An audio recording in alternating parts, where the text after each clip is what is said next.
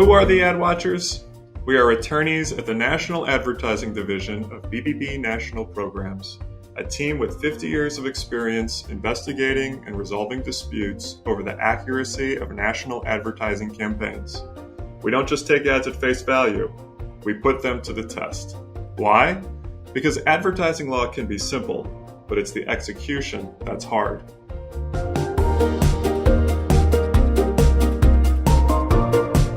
Hello listeners, welcome to episode 3 of season 3 of Ad Watchers, the podcast where your dedicated hosts, Dan and Annie, take you on a tour of various advertising law issues, pointing out pitfalls and snares along the way, and guiding you to the land of truthful and accurate advertising. Annie, I found myself in a bit of a quandary last week. So what was it, Dan? Well, I went into my local CVS to purchase 2 Mother's Day cards, one for my mom and one for my wife as the mother of our 9-year-old daughter. Now, Annie, many of these cards claimed that the recipient of the card was the number one mom. So, Annie, what was I to do? If only one of the 2 cards I bought was addressed to the number one mom, would I be saying that either my mom or my wife was a superior mother to the other? But how could I give them both a number one mom card? They can't be both number one, can they? Annie, it was a case of consumer confusion. Well, I think they could. There are special exceptions, right? Maybe in the Mother's Day category. But number one claims are widely used and very common. And I think in the case of number one moms, objectively provable claims. Well, good. I'm glad to hear that. I'll tell you, though, I decided right then and there that number one claims would make a perfect topic for our podcast. And Annie, it just so happens that number one claims are one of my favorite types of claims because they really are the quintessential marketing claim, aren't they? You know, a number one claim is saying that we're the best in some respect. And isn't that fundamentally what all marketing is about at some level? Presenting a product to consumers as superior to the products of competitors. So I guess it's not really a surprise that number one claims are new, is it, Annie? No, we've seen them for a long, long time and many different industries, right? We see them from household cleaning products to telecommunications to personal care products. But interestingly, we have seen a sharp increase in these claims in the last few years, and not just in the typical product categories, but in different industries with more nuanced claims. So take, for instance, apartments.com. This was a challenge brought by Zillow. They challenged many popularity claims in video and direct mail ads. Some of the ads were directed at landlords, while others were directed towards renters. The claims included the most popular place to find a place, the most popular place to lease your place, number one site for renters, and that apartments.com is the number one listing network for houses, townhomes, condos, and apartments. You've probably seen the commercials with Jeff Goldblum, where he appears as a fictional character, Brad Bellflower, the inventor of Apartmenternet. But humorous undertones aside, he explains that apartments.com has the most listings because they're willing to scout them out no matter how far away, and how apartments.com has found over 40 million people homes or new homes. Each commercial includes voiceovers and text identifying apartments.com and concludes with a tagline that apartments.com is the most popular place to find a place. The advertiser relied on ComScore website traffic data to support its most popular claim, as well as the number one listing network for houses, townhomes, condos, and apartments. It also argued that it has more listings than Zillow. The key issue, as always, is the fit between the claims and the support. We determined that the claims were not supported. Aside from the claim, most popular place to find a place, not being limited to the rental market, these are broad superiority claims. While the volume of unique visitors helps measure website reach, it doesn't mean that it's a measure of the number one or most popular website. it doesn't take into account sales or how the search, which actually requires multiple website visits, actually leads to a rental. There are also many metrics that speak to popularity, such as unique visitors, website visits, time on the website, and listings on the website. So the fact that the advertiser has the most unique visitors was just not a good fit for the most popular claims. We did say that the advertiser had a reasonable basis for its claim that it has the number one listing network based on listing volume. But we recommended that the basis of the claim, the listing volume, be clearly and conspicuously disclosed to avoid conveying the message that it's the number one network based on popularity. We also recommended that the advertiser discontinue the claim that we're the nation's number one rental network with more than 25 million visitors to our sites each month searching for a new apartment, or modify it to better fit the support. So the advertiser appealed NAD's findings as to the most popular claims, and the NARB affirmed NAD's decision. One reasonable message conveyed by the most popular tagline they found is that the advertiser's site is the preferred site for researching available rental properties. And that's a subjective standard which wasn't supported by any consumer research. So number one claims are typically associated with sales claims. So Dan, do you want to talk about them and some of the interesting nuances of late? Yeah, sure. I guess, Annie, a couple of things I take away from what you just said. The first thing is that, number one claims are in fact claims, right? They're not puffery, at least not to NAD. As you said, they convey a message of superiority based on some measurement. So when an advertiser makes an unqualified number one claim, the question is naturally, number one in what? And that could be anything. It could be sales. It could also be consumer preference or price or performance, whatever the advertiser chooses.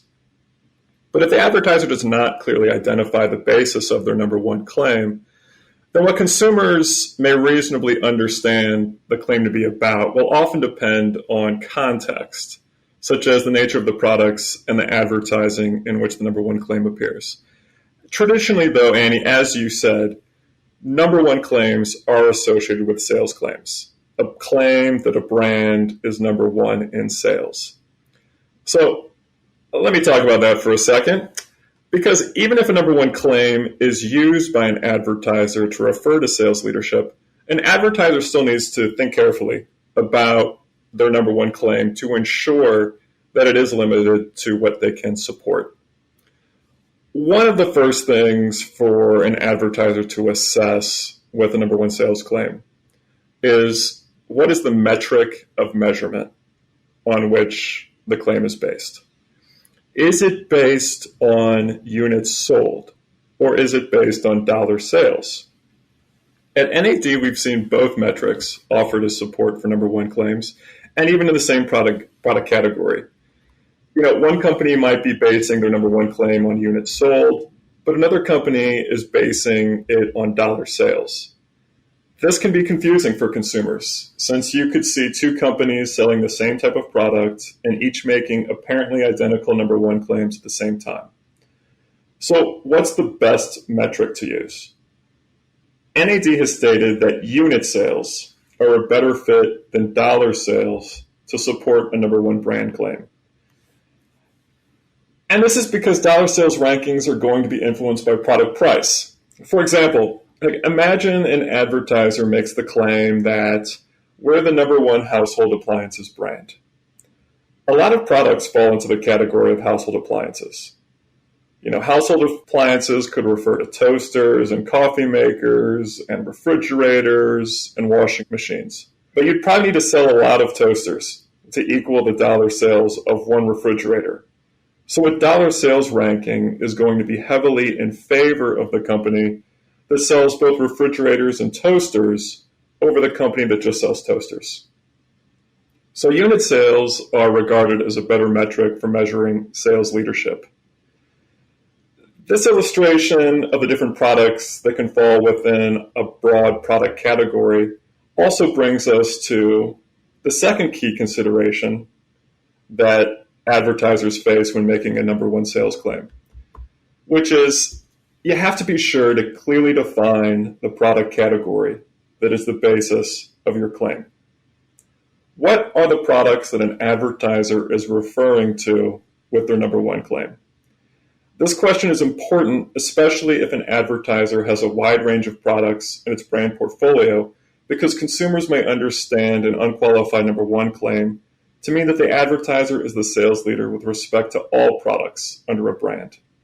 Is that a message that the advertiser can support?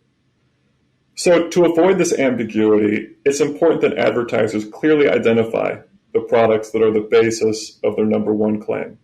If you're saying that you're the number one brand for a product category, your definition of that product category must align with all reasonable consumer understanding of what that product category includes.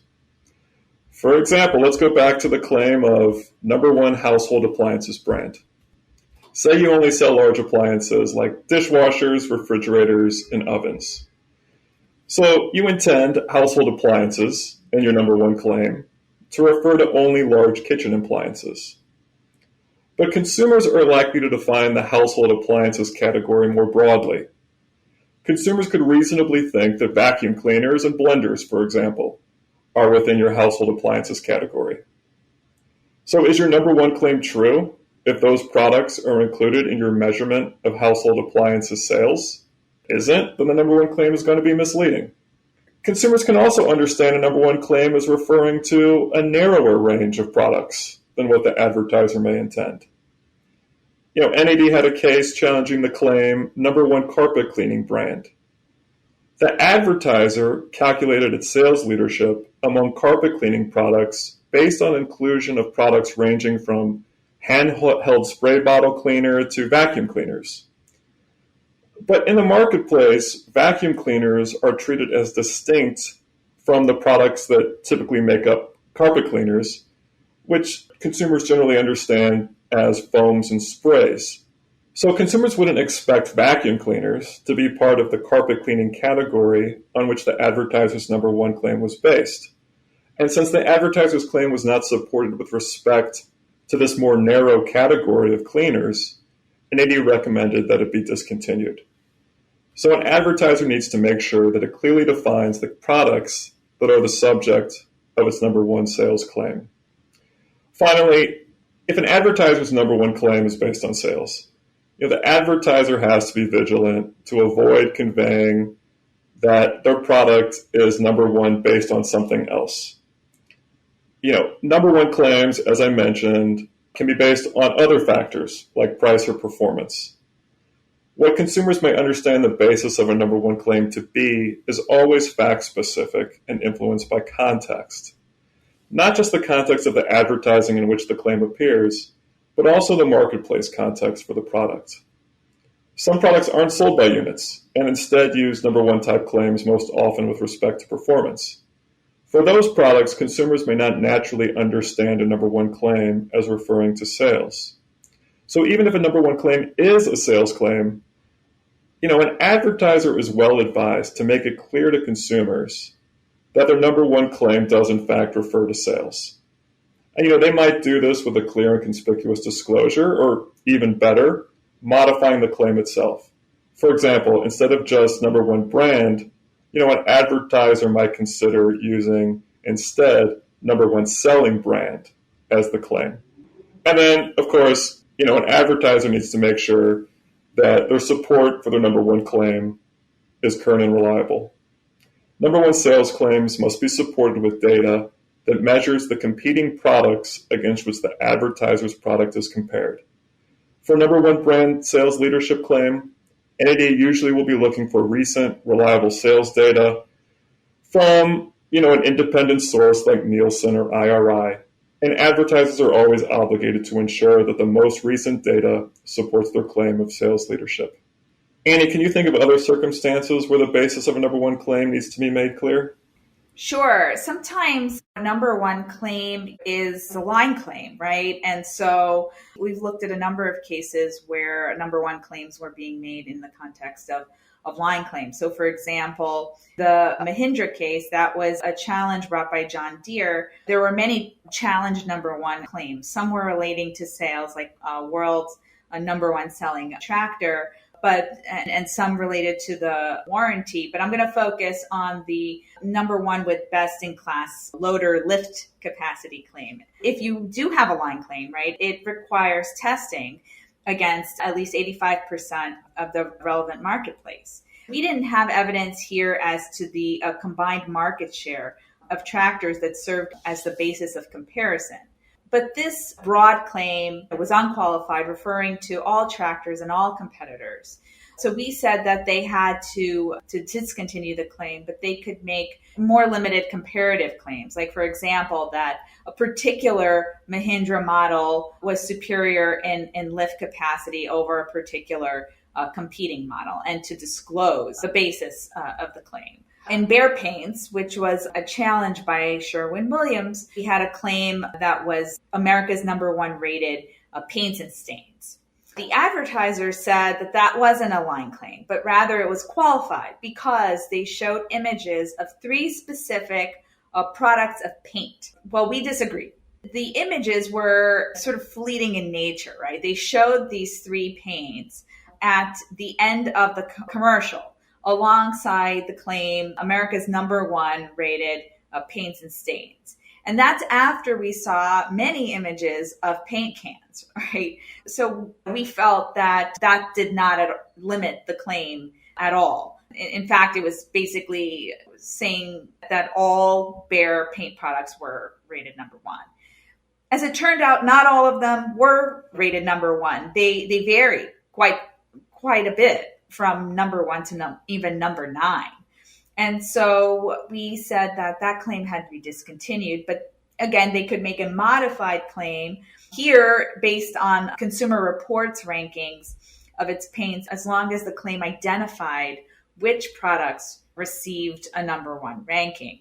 And that leads us to the issue of being the best, right? But not the best in all categories. So Dan, can you explain this a little bit more? Well, sure. As we said, like number one claims generally or traditionally refer to sales.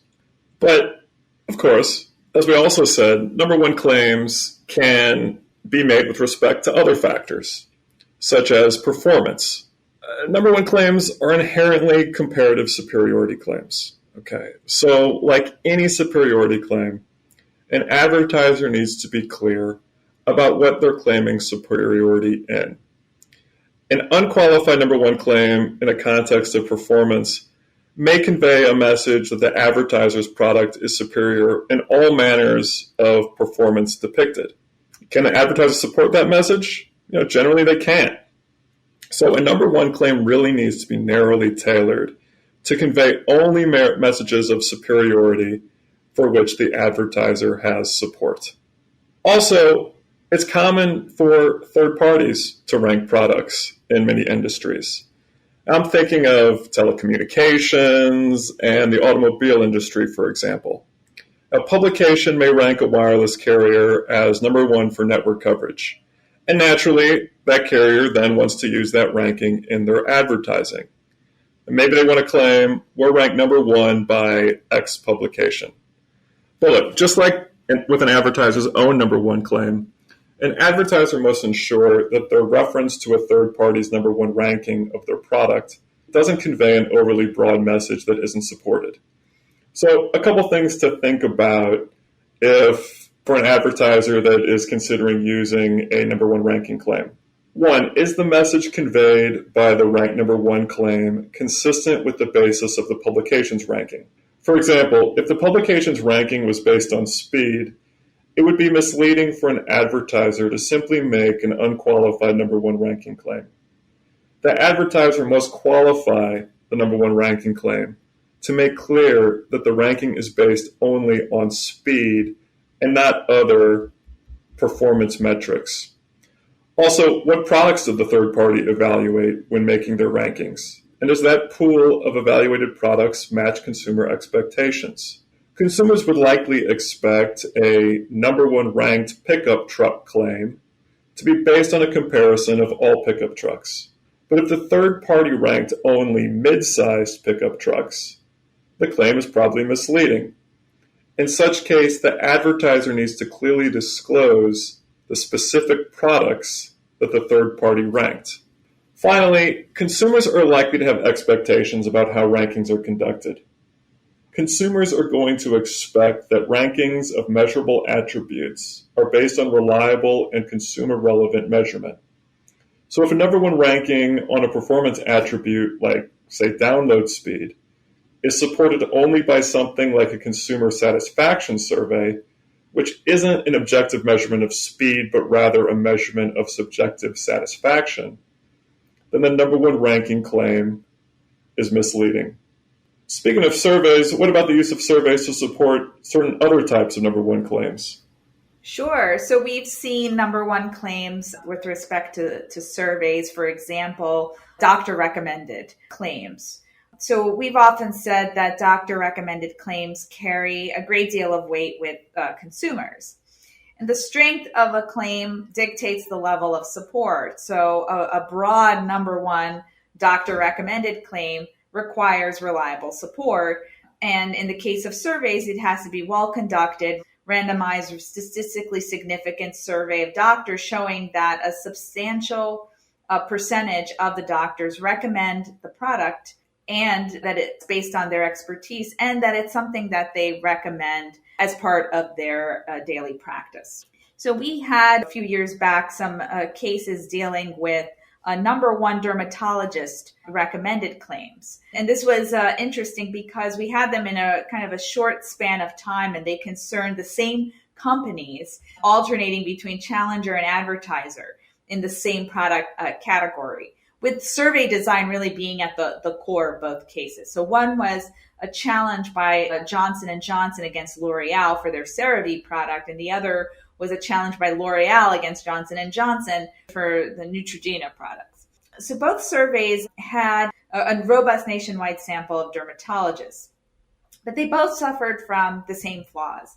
Specifically, they had inadequate instructions to the dermatologists on how to record answers and issues with the product categories, which led to the overcounting of answers in both. And in Neutrogena, there was undercounting as there were incomplete brand lists. In the CeraVe case, the survey didn't sufficiently advise respondents about the categories up front, as well as record recommended products for indications in only one category. So without the appropriate instructions, dermatologists could potentially duplicate their total average weekly recommendations between and among the categories. The dermatologists were also asked on a quarterly basis to indicate their average weekly recommendations, which led to guessing, imprecision.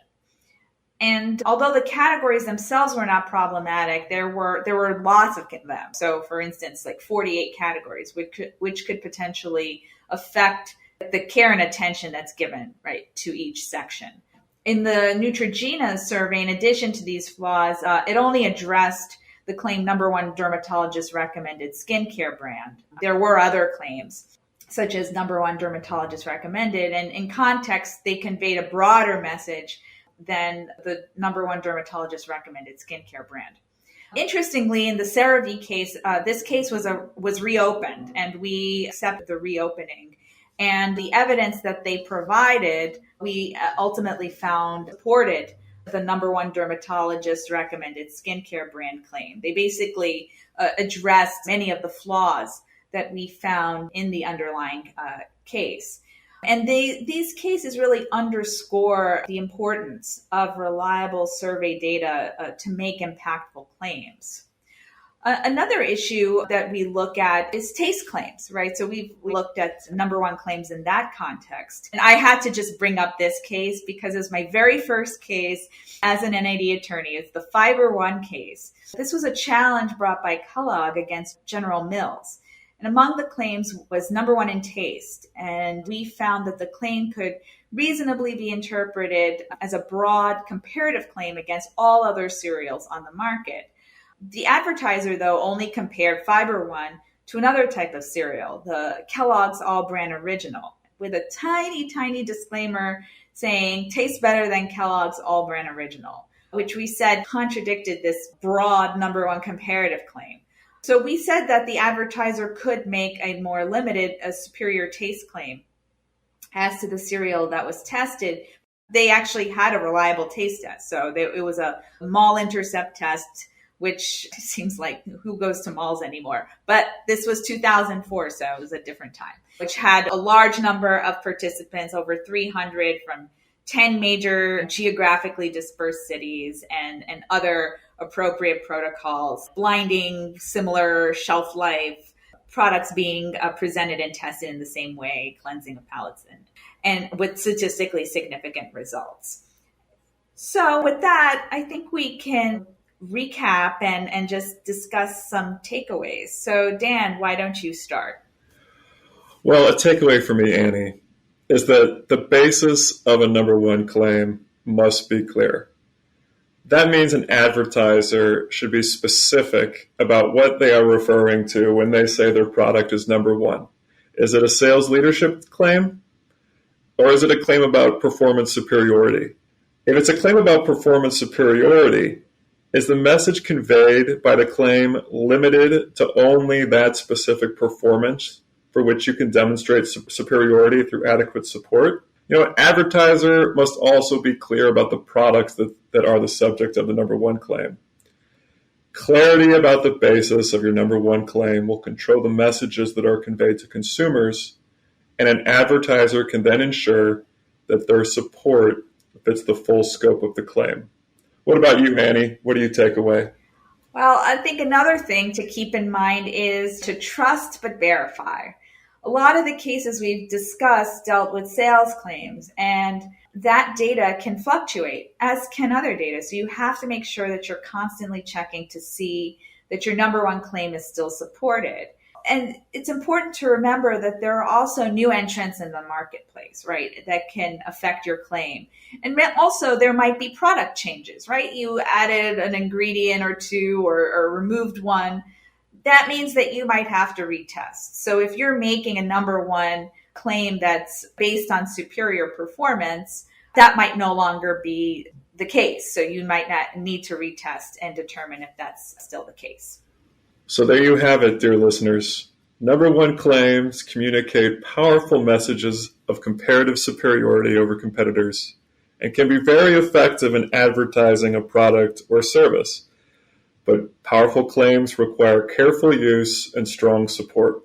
We hope that this brief discussion will be of benefit to you in your future consideration of number one claims. See you next time. Thanks again for tuning in to Ad Watchers. Be sure to check out our previous episodes at accountabilitystudio.org, Apple Podcasts, or wherever you get your podcasts. And don't forget to subscribe to get notified about our next episode. Until then, leave us a review and let us know what you'd like to hear us discuss later this season.